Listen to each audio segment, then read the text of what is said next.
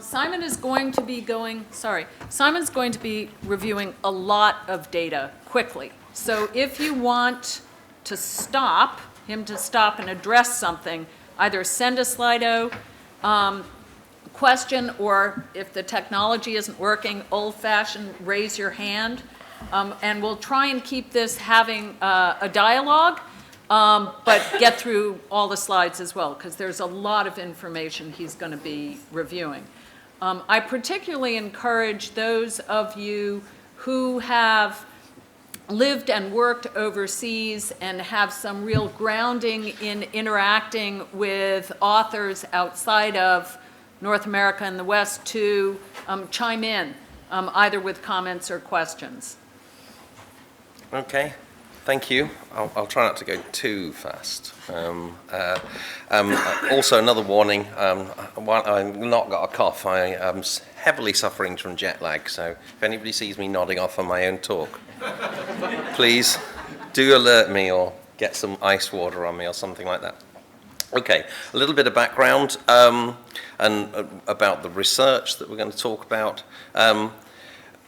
Basically, as a consultant, and even before that, before I was in the platform game, for a long time now I've been interested in not just obviously about the delivery of content, but just as important to me how people go about finding it, because content can be available, you can put it up on the loveliest website in the world, but if nobody can find it, or you're indexed in a place where your readers are not, then it doesn't do you any good whatsoever. And carrying forward into current times, still very applicable to open access. I know a lot of open access journals originally went online saying, I've done it, it's there. But actually, thousands and millions of people around the world can't discover them because they're hidden in some way or another. So it's been an area of fascination of mine for a long while. And my colleague Tracy Gardner and I have been running surveys now on how readers discover content since 2005. And this is the latest results from that process. So we ran the first survey in 2005, a small survey really. I think we had about 600 or 700 respondents, that's all. We repeated it in 2008 and up to the number into the 700s, still not huge. Then by 2012 we managed to step up a gear and with much more support from more publishers, got 20,000 people to fill in our survey. And this time, in 2015, we managed to get 40,000 people to fill in our survey. So I think between them, I think we worked out, they took about 12 minutes each. I think we worked out that at an average rate of pay, people spent about $250,000 worth of time filling in our survey, which is very nice, and I'm glad I didn't have to pay for it. But of course, somebody did. Anyway, moving on. The reason why I get involved in all of this is that journals navigation is complicated. People, if you give some examples on the left-hand side there, the kinds of reader that's there just in the academic environment here, researcher, student, librarian, they have many different places that they could start their search. They could actually look at library technology that's available. They could look at abstracting and indexing databases, PubMed, Web of Science, and so on. They could go to a full-text aggregator, a ProQuest, an EBSCO. They could go to a good old-fashioned search engine, listen to me. There's a good modern search engine, Google or Google Scholar. They could go direct to a publisher website. They could rely on alerting mechanisms. They could follow links from colleagues in emails, loads of different places. And depending on what they do first, there are then lots of other different routes ultimately through to the content, whether that be on a publisher's website, the publisher's article on the right there, or an article in an aggregated database. Some of those pathways actually get re-intermediated by library technology, the library link server on the way. So because of that complexity, when publishers tend to look at their weblogs, they generally get to see just the last thing that happened before the user got there. So generally, what the publisher can get to see from their Google Analytics, etc., is something like that, which is the last hop. they'll get to see what came through a library link server without knowing whether it came first through an abstracting and indexing database or something else. They won't know exactly the mix of the kind of person perhaps that went and read an article in an aggregated database, although they'll get the usage stats probably from their aggregation partner. So they get to see a very partial picture. For the libraries, on the other hand, get a different slice. They get to see, potentially, that's if the library cares even to try to measure this, they get to see all of the pathways that involve a piece of the library tech. So you notice here I've got just some of the arrows again, anything that goes through a library space on the way, but it could easily go around it completely, and an awful lot of the traffic will go completely around it. So because this stuff is rather hard to pin down, that's basically why we survey. Because, I have a lot of people say, well, surely you just look at the weblogs and you've got all the answers, but basically it's not really true. And on top of that, there are a series of other interesting technicalities which are actually growing these days, which make it harder and harder to pin down where people actually are from geographically in the world, as more and more libraries, universities actually start to use proxies offered as software as a service. So if any of you looking at your weblogs ever discover a disproportionately large number of people who apparently live in Ohio, that's just because that's where OCLC has their main bank of proxy servers running for thousands of libraries across the world. And even, and it used to be that libraries contracted with technologies like that just because there was perhaps a limitation in their own setup, perhaps a shortage of local IP addresses, so they effectively purchased an IP address in another country. But now it's just become another thing that could be outsourced, software as a service. We do it all the time, don't we? So why operate a proxy yourself when you can contract with somebody else to manage it in another country for you? That obviously tends to do a lot of damage as well to Google Analytics. So, as I say, tend to see a lot of people there. And we're about to all see OCLC is moving its European data center from London to Amsterdam. So if you see a large shift in the number of people, in where people are coming to your websites from within Europe, then that will be a big part of it. So, because it's hard to measure, we ask people.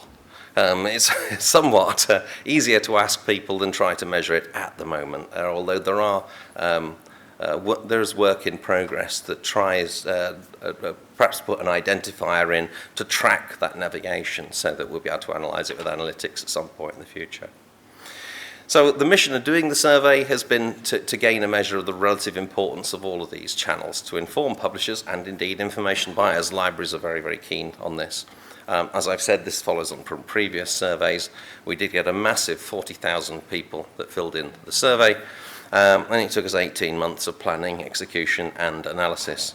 And I would like to say a very huge thank you to all of the publishers and intermediaries that supported us in this effort. Between them, they sent out just under 2 million invitations to take our survey, which we're extremely happy about. And we got, as I say, a very large amount of data. Now, some of the demographics straight away start to give you some interesting information, just looking at the subject areas and what percentage of the people have come from different World Bank income classifications. That's not their personal income, it's the income of the country. So you see here, where are we gone? The religion and theology one, which is about the sixth up from the bottom there. Something like 75% of the people who are study in religion or theology come from high-income countries, and only 25% from all other bands. Whereas if you look at agriculture, which is halfway down, it's only 28% of the people are in high-income countries, and 72% of the people are coming from lower-income countries around the world. So even the subject demographic is very, very different from what's studied from country to country, and what is funded from country to country is very different. I'm just going to pipe in to make these. Please do. Someone in the audience says a lot of users, this is going actually a slide back. a lot of users access journals outside of the library. Wouldn't it be tricky for the library to track usage? Surely it would be easier from the publisher. So if you could talk about sure. your data sources. Yeah, well, if I go back there, no, what the library can count is only what comes through the library, absolutely, and the publisher gets a different partial view there. So neither have a good position. What I'm really talking about here is the analytics, understanding the path that people take. So libraries get a view of the path that people take to content. And the publisher gets a different view of the path people take to content, but by no means anybody gets a complete view. The one thing the publisher does have, of course, is pretty good knowledge. I'm qualifying this heavily, actually. Reasonably good knowledge of the number of downloads made by each institution. And the reason why I then subsequently question that is that there are known significant problems in IP address databases held by publishers, and a lot of publishers therefore end up thinking that a user is not sure whether a user is from institution A or institution B because of overlapping IP addresses in their databases, which often means when there's a download, it is registered against both institutions because they can't really put half against each one or some fraction. So there tends to be overcounting, even on counter stats, for that reason. I'll go into that another time. So if you go forward to the slide that you last left on, and some of the observations here, you pointed out religion and theology, we can make the observations that it's really only high-income countries where people have the luxury of studying or getting grants or time to study religion and theology, similarly for law and other things. And I just bring that up to start having people think about the data in different ways as to the whys of what we're seeing and to bring that forward. Anything else come in before I move on? No? We'll tell you. Okay, thank you. Yeah. So, I mean, we've done all this work, but there are obviously limitations involved. It is a survey, and so people tell you what they think has happened, not necessarily what has happened. So that's one thing to always bear in mind. The survey was only in English, but of course most of the information people are consuming is in English, so that's probably not as great an impediment as it would be for other kinds of surveys. The survey used invitations from our supporters, so not necessarily completely representative sample either. But on the plus side, we did get 40,000 people in, which is actually quite a significant percentage of the entire population of people that consume this kind of literature. So it's quite a nice number anyway. So what I'm going to do is spend a little time, and not spend too much time, just looking at the large global observations before diving into some of the more fascinating and perhaps harder to get your head around differences.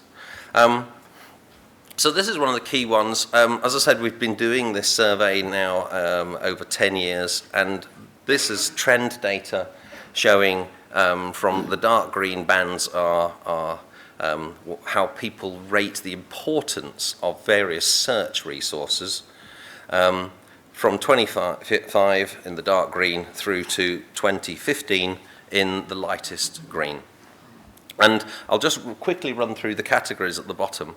In the survey itself, we gave a lot more qualifying information, but basically the first set of columns is bibliographic databases, which we explained meaning abstracting and indexing databases such as Scopus and Web of Science and PubMed, and a big long list of other examples we gave people. With the next block of columns is library web pages, the importance of those. And we didn't try to, although we understand a differentiation between regular library web pages and library search and discovery tools, that gets somewhat hidden to the user. So we kept the language simple and tried to describe the whole space there.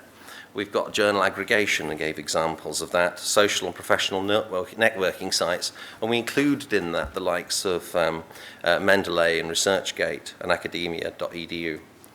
The publisher's website, journal alerts, the journal's homepage, a general web search engine by which we meant and gave examples of Google or Bing.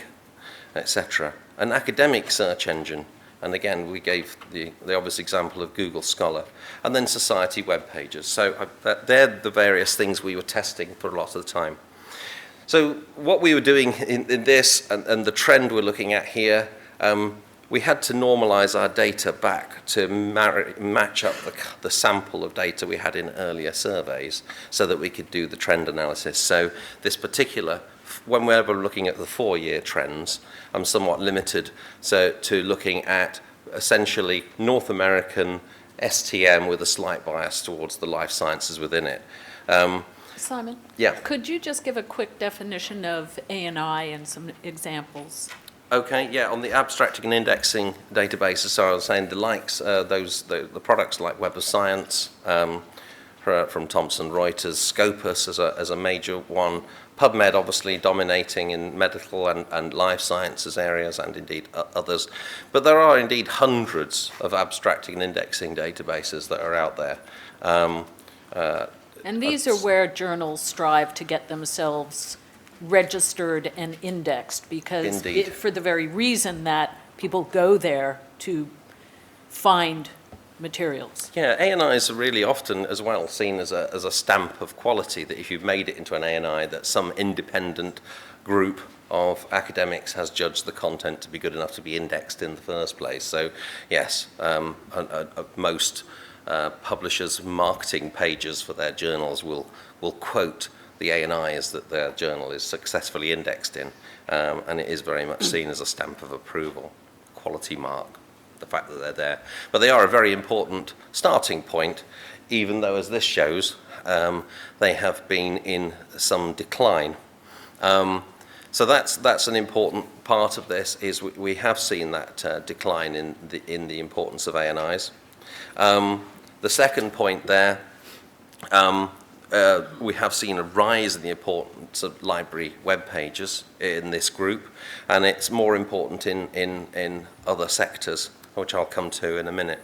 So it's not an overwhelmingly good result for the library here, but not disastrous. And the academic search engine as well, although has shown a slight decline as well in importance over the period, is now just as high as the ANI, so Google Scholar appearing to be very, very important.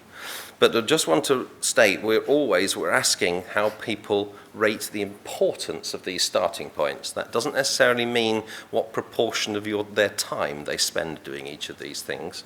So it doesn't necessarily have to marry up to the percentages that you see in analytics.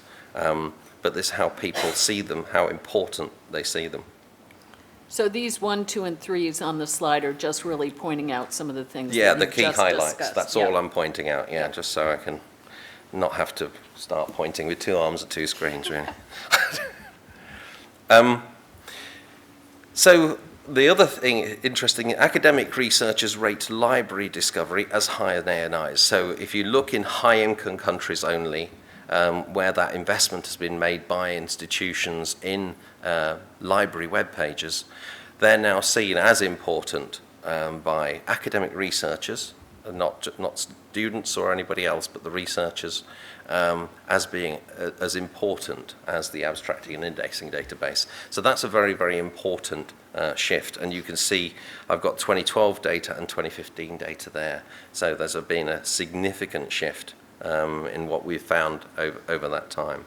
Simon, did you include Sci-Hub in the survey? We did not include Sci-Hub in the survey directly, and classifying it would have been quite interesting anyway. But we did consider it, and we did actually leave an open-ended question and asked, are there any other places that people would like to mention? And of the 40,000 people that took the survey, 12 people mentioned Sci-Hub.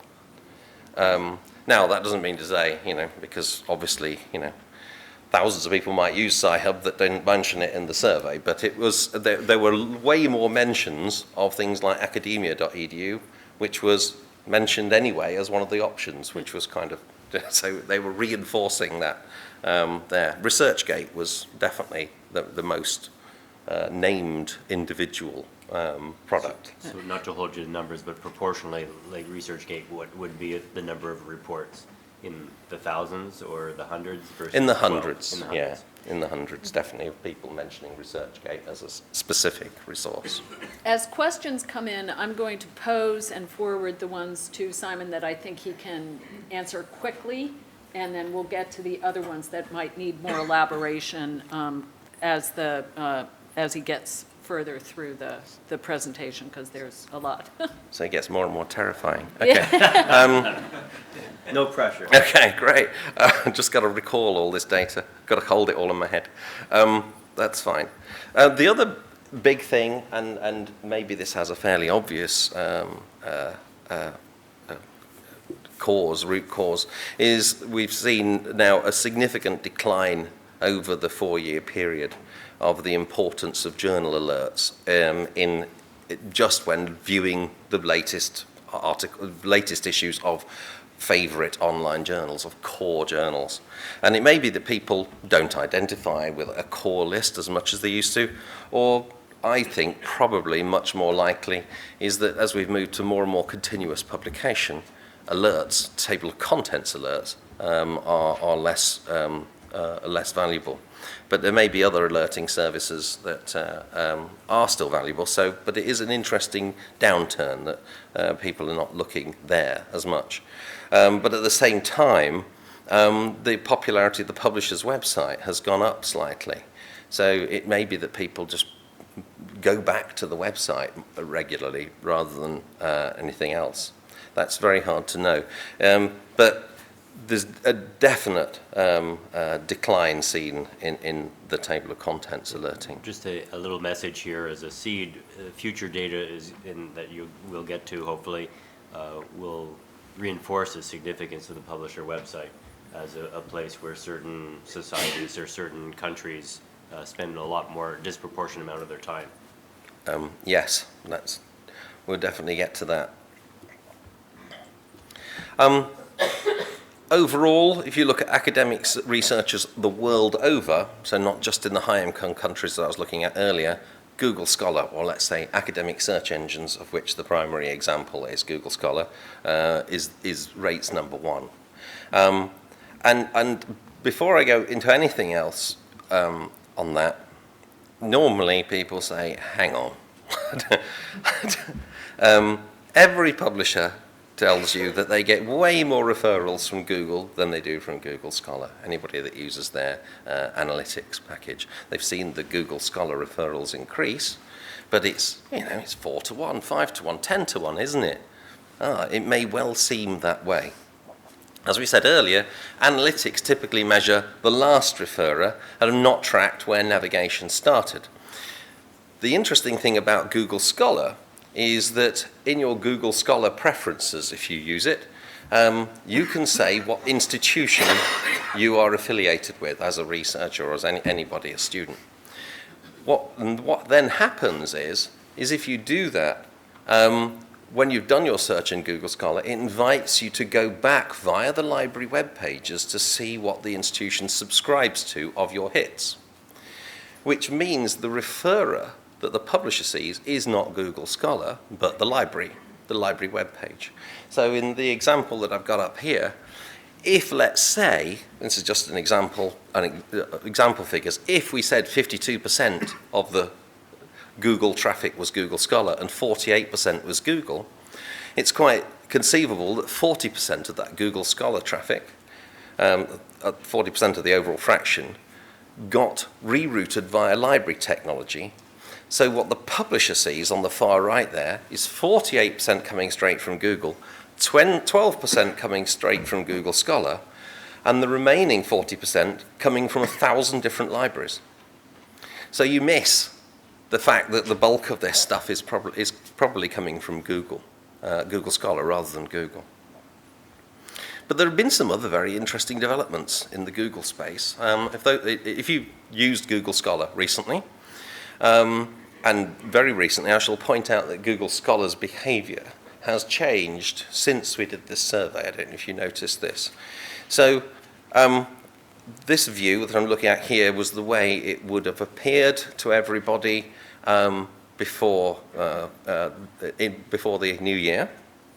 If you did a search, as we've done here for zebrafish, what it will do is it's come up with a load of articles, but then it will tell you in the right-hand column where you can get a free version of the article from. The first one is an institutional repository, as you could probably imagine. The second one, and that is a new development, it's because Google Scholar now will index ResearchGate posted articles as well, because it will now index ResearchGate. So any article posted in ResearchGate will show up in Google Scholar if it finds a hit there. So that's a new thing that's happened since.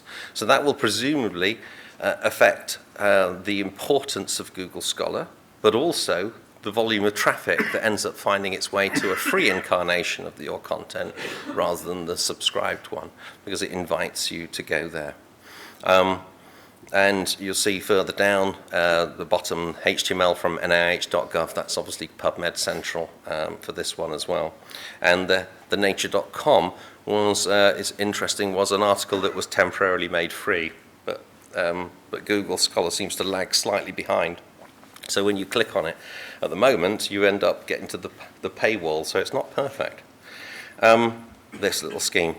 Now, the next thing it does is if you have said, in this case, that you're affiliated with Oxford University, it will actually also invite you to go and find it, in this case, find it at Oxford. Or indeed any institution that you're affiliated with would come up there. Clicking on that link rather than the one on the left-hand side will take you through to the library link server technology, which will tell you whether or not you have a subscription to that content and route you through to wherever the subscribed content is. Now, interestingly, there's a big change here again, because before the new year, or probably actually somewhere in January, if you had said you were from Oxford University or whatever institution, the free version would have dropped away and only have had the Find It at Oxford all the way down. So what that meant was that individuals from institutions who were on top of the Google Scholar relationship and encouraged their faculty to set their preferences, those people would see fewer free articles than the people that weren't trained and led by the library to do so. So if you were in a library, if you were in a space that was not well governed, if you like, by your library, you were much more likely to find a free version then than you were the paid version. Now, you're just much more likely to find the free version. It's always going to list a free version as well as the university. So you'll see, I think, a significant change in referrals from Google Scholar as well, that's come up just from that design change. It's rather significant and fundamental that it's always going to show you a free incarnation and not just what the library thinks you should have. So were there any questions came up on any of that mammoth stuff? Would you consider ResearchGate now an academic research engine? Would I? Does that matter? Does the user? I think the people do, yeah. But that's another thing, again. I mean, there's probably an interesting cultural question there. There's probably an income side debate as well as to what constitutes that, as, what features you have to make it that. And this as well may feed into the age demographic. Yeah, indeed. So it may well be. Okay, so I've done the big general results. Now let's look at some regional variations and play with this a little bit. So back in search, when people want to do search, and just looking within variations by region, just within scientific, technical, engineering, not medical, just at this stage. So I've got now the different regional effects. So I've got North America is in the pale blue, then across as we go is Europe, Asia, Africa, South America. Now there's some very, very significant differences for South America in this. Now we were discussing this yesterday, and we think the anomalously high peak for abstracting and indexing databases is probably driven by Brazil and the Cielo project there, and people considering that as an index and a starting point, and classifying it that way. I have to dig even further into the data to find out whether that bears out, because it seems implausible, although people in Latin America will have every bit as much access to the free indexes, PubMed of course. I have no evidence, and you may have different evidence, that South American countries are purchasing Scopus or Web of Science in greater numbers than in other parts of the world. It seems unlikely. So it's quite likely that it's down to that effect. But then look to that second, the middle arrow. This is where I think it gets really interesting. North America and Europe show much lower rating of importance of the publisher website than Asia, Africa, and South America do. So again, what's the cause of that? Is that brand and trust, or is it because you can always search on a publisher website for free, can't you? That's good. So if it's generated, that behavior is generated by wealth, then that fits also nicely, that people will rate that resource more highly. And similarly for a society webpage, so getting into the brand aspect of things. Yeah. One of the observations as well is that if you look at just the Asia bins is either top or second in almost every category. And the cultural question is why that is from a reporting perspective. From a market research perspective, it may simply be that they give importance to a lot of things because they're faced with a formal survey to do so. But the fact that it's consistent, that comes in the fact that it's consistent. The question is why it is that way. Yeah, it is true. When we look at a lot of the data, you find a lot of the Asian audience in particular will vote everything as more important than perhaps, maybe the more critical people of Europe would. So that's interesting there. Again, the Latin America shows the same kind of levels of importance of rating of the likes of a general web search engine like Google, as does North America and Europe, and far less than Asia and Africa does. So that's that third highlighted arrow over there. Simon, a member of the audience notes that there's a different interpretation of the ANI data, and that is that Africa is low rather than South America is high. Yes, that's also true. I mean, but South America, even given the error bars, is actually higher than everything else, as I look very carefully. But you're right, yeah, Africa is definitely low. And that's also interesting when we've looked even at free resources. So again, if you look at just the medical sector, I'm not sure if I have a slide on this or not, I've certainly done it in other presentations. If you look at just the medical sector in Africa, where the primary index, PubMed, is free, there's still lower use of it than in other regions of the world. So is that awareness, or is it brand trust, or is it that actually one of my pet hates is PubMed a bit difficult to use actually, because it's a bit old-fashioned looking and so on. Okay, so so we talked about culture as well. So we said when you need to do a search again, we're looking again at scientific, technical, engineering subjects, and we're now just looking at the low context cultures versus the high context cultures. And as we said earlier, on average, look, the high context cultures vote everything a bit higher than the low context cultures. So compensating for that and remarking it all as if everybody had the same number of points, and therefore normalizing it, you see these significant differences. The low context cultures use ANIs more than the high context. The high context cultures use publisher websites more than the low context. And the academic search engine, again, is used more in low context cultures than in high context cultures. So again, a clarification for those who are not necessarily aware of the labels of context, low context cultures can tend to be Western cultures. The high context cultures are non-Western cultures. So while when Simon did this, he went to a country-specific level of context, and that grouping may not be exactly correct with respect to Spain is a high context culture, but it is grouped in with low context European cultures. But just making that point for clarity, in general, a low context culture is a Western culture, high context is Eastern or Latin American.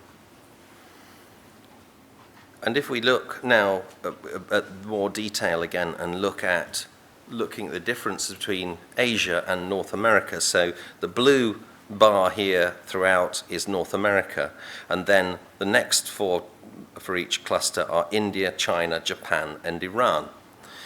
So again, significant differences in the use of abstracting and indexing databases, again with scientific technical engineering. Is that down to money? Is that down to culture? Is an important question. A higher reliance on social professional networking sites in India than anywhere else. That may speak very heavily to the age demographic that Don was talking about earlier. And a lower reliance on academic search engines in India as well. Higher reliance on other things. And again, the publisher websites being in the middle, a higher reliance being shown in all of those Asian countries than in North America again. Simon, just a comment. The writer says you have over 2,000 responses from Asia. Can you tell which countries responses come from? Within Asia, cultures behave very differently. We were discussing this yesterday. That this is absolutely true, that the behaviors of people of users from China, Japan, India are wildly different. So this is a very sort of gross aggregation of geographical areas, and absolutely there's significant and meaningful differences in the context in which people are working and the strategies they're using to find information. Including socioeconomic access and infrastructure access, things of that nature. And here, of course, on this slide, we do actually have those broken down. So basically, in the data, I have all of the countries where I got more than 400 people in aggregate separated out as separate demographics to play with. So we do get to see all those differences in here. Within the medical sector, looking at the same thing, you get a very similar set of behaviors. The error bars are bigger here because I'm now looking at a smaller slice. But generally speaking, the lower, it mirrors it anyway. The same thing is there in India, even though the primary ANI in the space is free. So again, it seems to be much more likely it's driven by culture or awareness than it is money. On this, just some other observations, general observations about brand in how high context cultures went towards publisher sites or brand sites.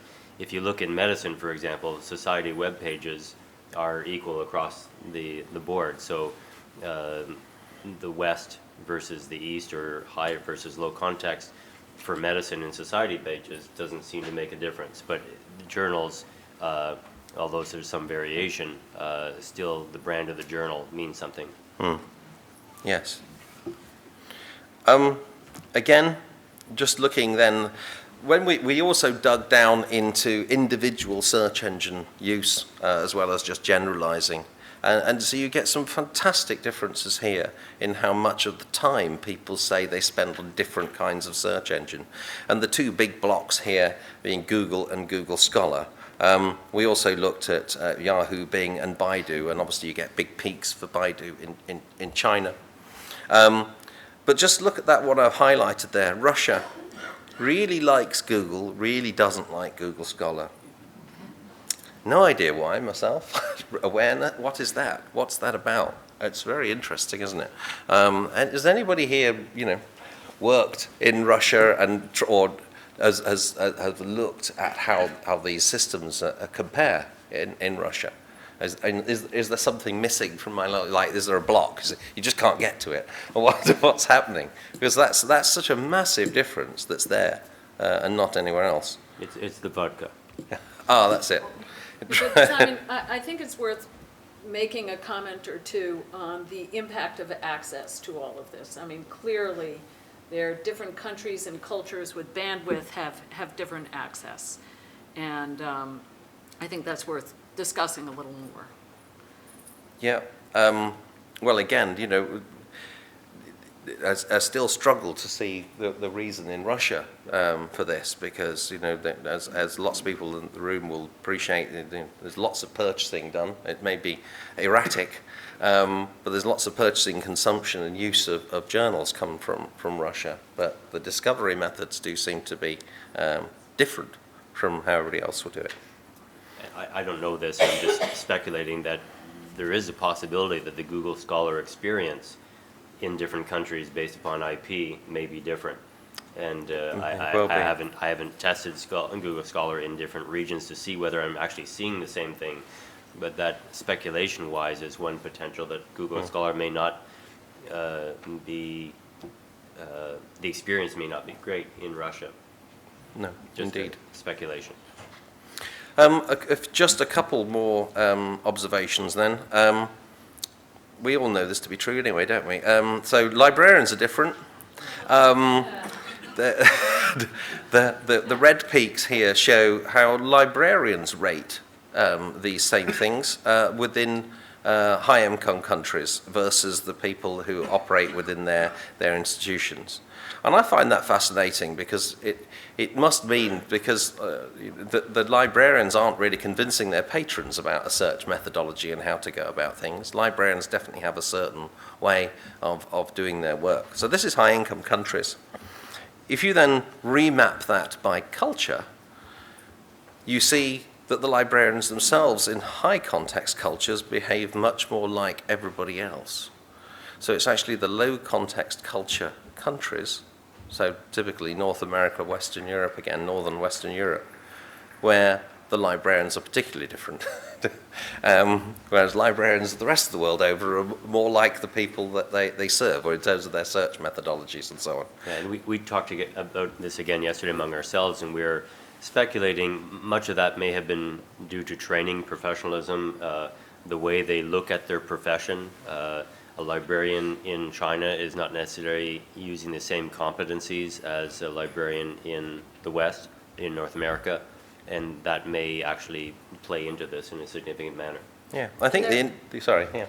Just there have been some communication challenges between Google and those in charge of things in China, which at times can be a bit of an impediment, but rumor has it that those relationships are improving, in part, I think, because in particular access to scientific content is becoming such an imperative in China. But I think just for me, I mean, a lot of the key take-homes of a lot of this stuff is that if the information buyers behave differently from country to country, that presumably affects the way that they see different content collections and how it should be accessed and how valuable it is based on where it becomes visible in various collections as well. So the fact that this behavior is not uniform within a certain job role, I think is quite significant. A couple of other things then before we wrap up this part of the session. Perhaps not surprisingly, use of mobile devices is highest in developing nations. Indonesia tells us that their phone use is as high as desktop use. In our survey, again, probably not surprising, we see that desktops are largely legacy pieces of machinery used in North America and Northern Europe, and the rest of the world's kind of gone past that. Laptop use dominates in almost all the countries studied. And overall, it was laptop more than desktop, more than tablet, more than phone. Obviously, phone and tablet are used more in the medical sector than any other sector. So again, that affects the way you want to configure and deliver. And again, discovery has got to be possible in those formats as well. Yeah. Also, just a notable note in Asia, the use of the scope, the range of phone technologies that are available just totally trumps what we have available to us in the West. So we think our Verizons of the world in North America give us great range of technologies, but you go to India or you go to any place in Asia and you see the range of tablets and the ranges of phones that are available to them, HTCs and whatever, it's mind-boggling. And so again, the youthful net generation is adopting these tools, and they have a lot to choose from. And they change them rapidly. So, you know, colleagues of mine in India, every time I see them, they have a new phone. Every 6 months, they change over and do a new phone. They're trading, they're reselling, they're buying, and these devices are just so important to them. Very different than our culture, and hence the adoption in Asia of the use of phone and tablet to access information of the youth generation moving up is going to be so pervasive and will shadow us. Just one other piece then here. One of the other things we asked about in the survey was about what features of publisher websites that readers liked or not. And one of the really stark observations is, which really plays into the authorship side of things, I think, is that low context cultures value links to supporting data much more than high context cultures do. So it's the North American and Northern European scientists, Western European scientists, who want the data so that they can analyze it and verify it and validate it and question it. But in lower context cultures, there was very little appetite for that. But the flip side was, in those high context cultures, were much more interested in the availability of reference management tools to record everything that had been read and to build banks of citations from than in low context cultures. I think there was really an enormous difference looking at those two behaviors, which I think plays into an interesting observation on the author side. Yeah, and just my own observations, again in China, for reference management tools, there is a lot of sharing that goes on with respect to references. And I apologize. They take a lot of notes with respect to what they read, and so they really depend upon these reference management tools to keep in place everything that they are aware of or things that they have read or annotated or otherwise, and they share it among their colleagues. So there are hubs of activity in a lab sharing material through reference management tools, and it really is part of their workflow, not as an independent person, but as a network of people sharing information and aggregating what the people around them, their peers, are also looking into. Which might well play into the importance of things like Mendeley and ResearchGate in those same, because obviously that's what that achieves. Oh, a real question by hand. Woo! When you asked this, was this an open-ended question of what features they liked, or did you give them? We gave them a list of 20 or so features for people to play with, and we didn't limit the number of things that they said were good or bad in that list. Yeah. Can you speak to the design of the survey a little bit more? Any particular part of it? Just wondering how many questions, Okay. like how long about it would take a person? Yeah, it was designed so that you could do it in about 9 minutes.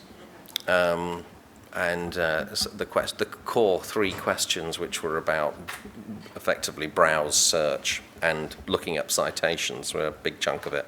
Then it asked about features and search engines, really. So there was then a separate strand on the end about books side of things as well. So there's a whole lot more ton of data about books, but it was somewhat more less mature. The market, less predictable. In fact, I think on the book side, most resources were looked more evenly used and much less settled in terms of use practice, I think.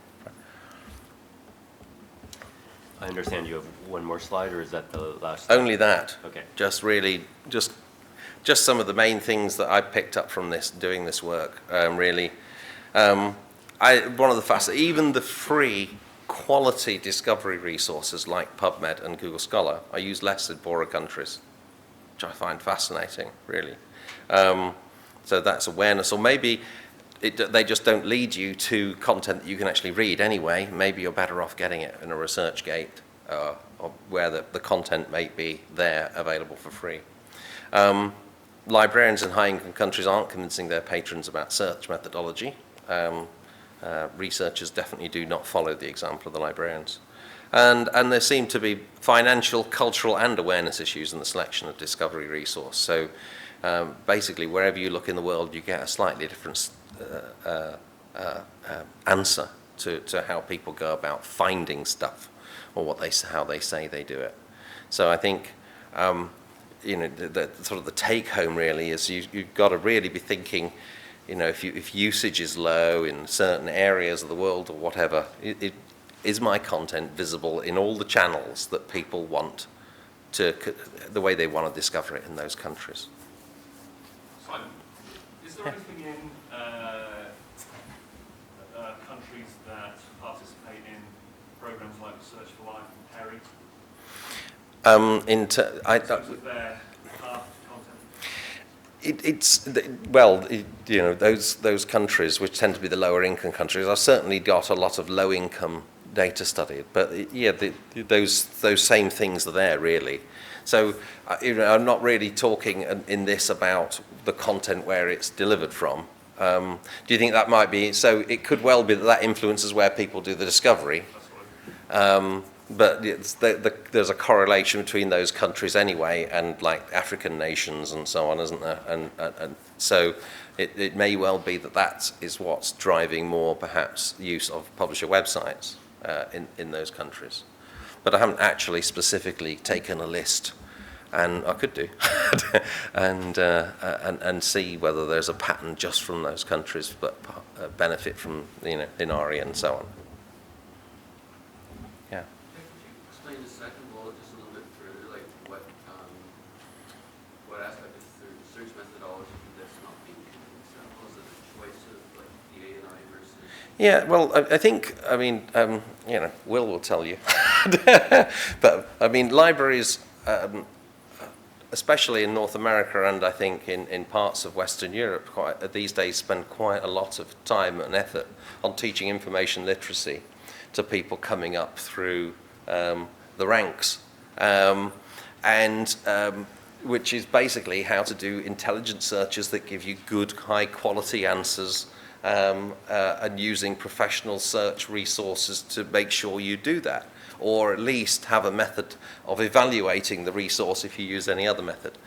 So one imagines, therefore, that librarians are teaching more or less the way they would want to do it, because they're professionally taught to do it. And yet we see that the people that they were taught don't behave in the same way at all. So I think the message is being ignored, and people do what they want, really. Yeah. My guess on that is that the change, especially in the medical world, is there's less medical librarians available to teach in hospitals, particularly because of healthcare reform. But that happens even in the academic sector and the medical sector, and absolutely, in the corporate sector, the information managers were, there was a lot of cuts in the corporate sector. But even where they exist, yes. But even in the academic sector, where there's still a relatively high ratio of librarians to population, it's still the same.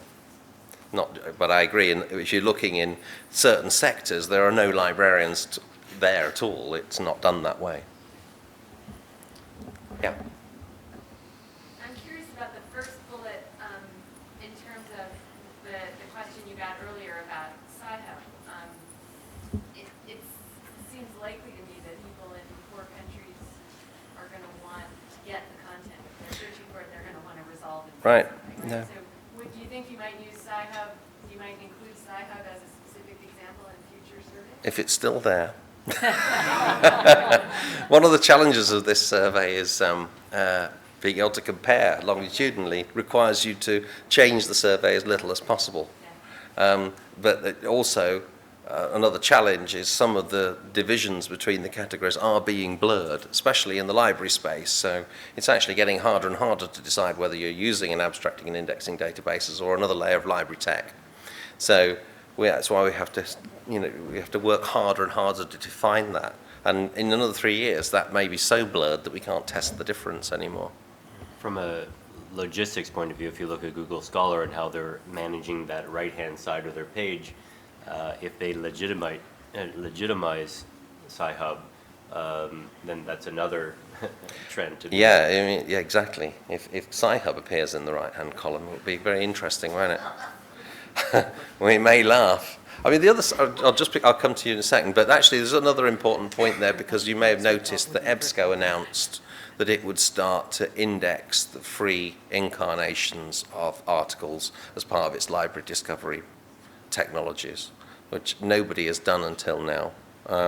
So that will also have a very significant impact on the version that is being delivered in the end. Yeah, and sorry, somebody over there was asking a question. Oh, wait, just an observation, like the second cluster of the library web pages, many of those are actually just portals into the ANI, so. That exactly, that's what I mean. It gets harder to work out what are what. I know library web pages typically these days have a very big search box on them, which is obviously the resource discovery service, followed by secondary links out to specific specialist bibliographic databases. It tends to be another click away. So I'm hoping people still have enough understanding of what's happened to see they've gone to a specialist search database. But as I say, that will get more and more blurred over time, deliberately, of course. Simon, can you speak to why you think that publisher websites have increased in popularity where they have? Well, I think part of it it's got to be brand. Faced with all this myriad of resources that are out there for discovery, and if you're perhaps new to it or you've not been formally trained in it, then it'd be more likely, I would probably gravitate to a brand that I knew and recognized. So I would be much more likely to search a publisher website, which is where the content lives in the first place. I trust the content, I trust the search engine in front of it.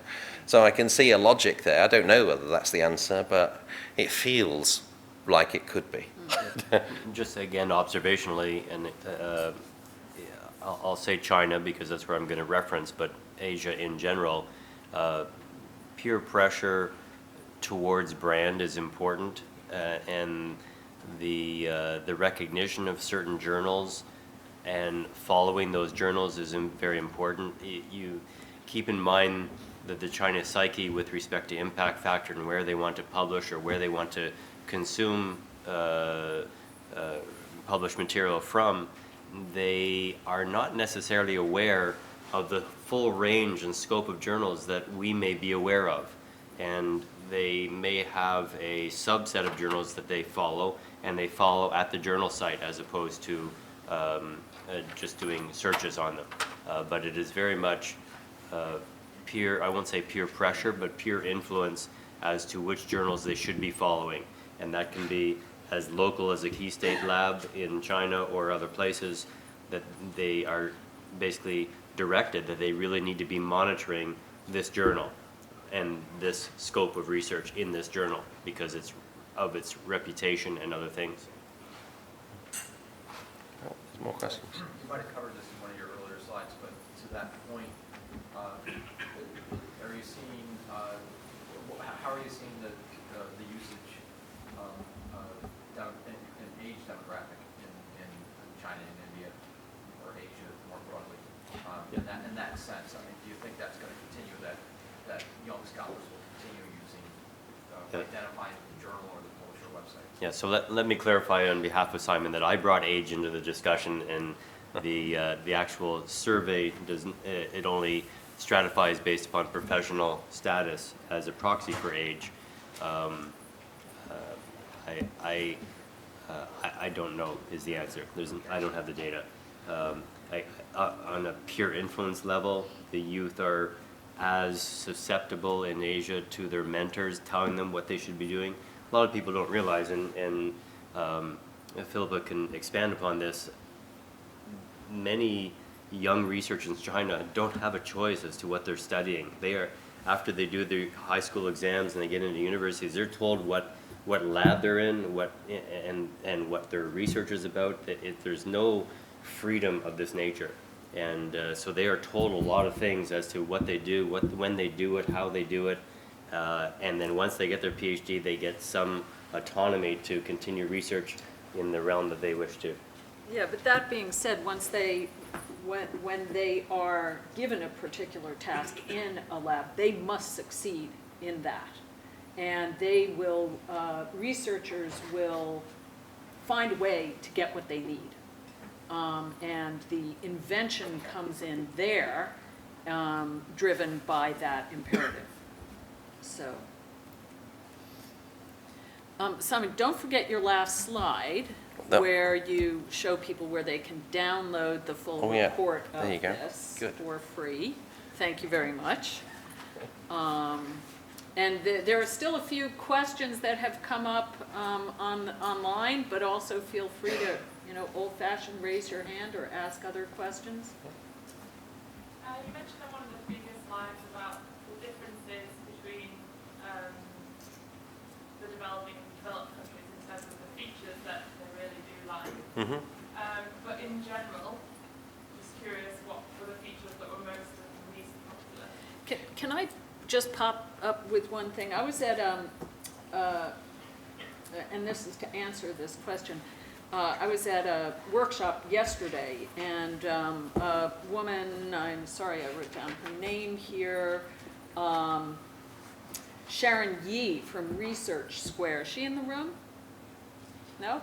She had a fascinating slide that showed actually eye tracking behavior on web screens and cultural differences, and how North American scholars tended to go up, as we do with the page, and look at the upper left corner and focus there, and would spend 8 to 10 seconds before they made a decision about what to do, what the next action to take was.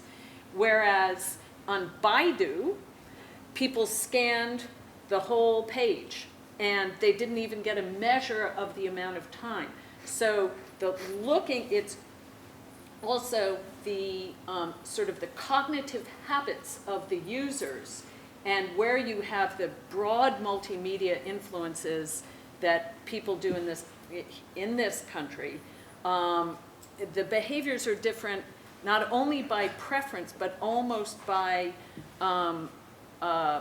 training and habit of the use of electronic technologies. So that's a different answer than you may give, but I just wanted to chime that in. I'll add a little bit onto this, in that if you look at Japanese websites, whether they be retail, commercial websites, or Chinese websites versus Western websites, because of language, the iconic nature of the language, they read differently, and so they scan the page differently. Whereas we're scanning like this, they may be scanning vertically, and so those are cultural difference in ergonomics of web page design. Even our own company Editage, we have web pages our .com, rest of world English language, we have .jp, .cn, .kr. We design each of these pages completely differently for the context of the consumer. Now, a Japanese page, you have flashing icons, which we find, and they're pink and whatever, and we find this absolutely abhorrent. But in fact, that is their normal noise landscape that they consume information within. So they may be on a .com Western page and be bored to tears because they may not be able to find information because they're not shown where that information is. And so these are really contextual, geographic, social differences in web design. So just come back to answer directly, the winner in this year's feature list was more articles like this, whereas it used to be talk alerts. So that was definitely the up and coming one was tell me more that's like this. But just to add to that visual design, because the problem with when you're asking a question like that is, of course, different publisher websites make things like that more or less in your face or usable or everything else. So, but I think a lot of publishers have got good at designing that. But I was working with a publisher, I forget who it was now, it was a couple of years ago, who doubled the number of document purchases by changing the color of the Buy It Now button.